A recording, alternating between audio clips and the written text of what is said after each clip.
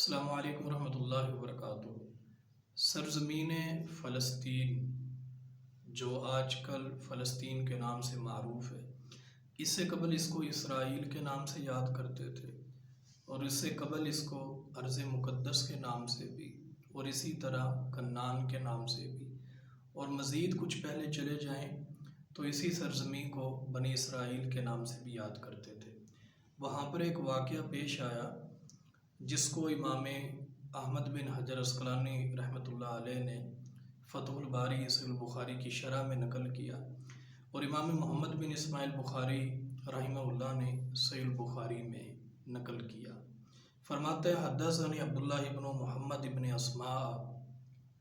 حدثنا جویریۃ بن اسماء عن نافع عن عبداللہ بن عمر رضی اللہ عنہما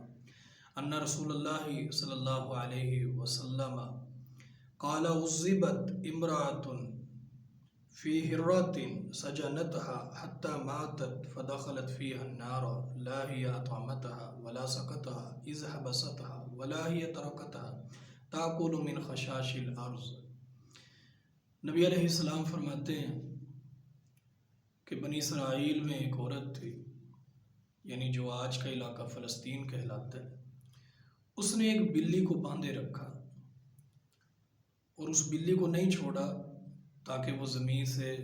کوئی کیڑے مکوڑے کھا کر اپنا پیٹ بھر لے، اور نہ ہی اس کو کھانا کھلایا، نہ ہی اس کو پانی پلایا،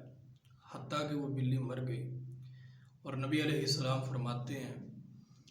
کہ اس کی وجہ سے اللہ عز و جل نے اس عورت کو عذاب دیا، اور اسی طرح اس عورت کو جہنم کی آگ کے اندر داخل کیا۔ اور یہ روایت صحیح البخاری کی روایت ہے۔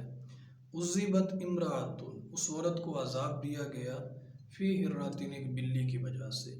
اور فدخلت فیہا النار، اور اسی وجہ سے اس عورت کو آگ کے اندر داخل کیا گیا، یعنی جہنم کی آگ، اس وجہ سے کہ اس نے ایک بلی کو بھوکا پیاسا رکھا۔ تو لہٰذا یہ واقعہ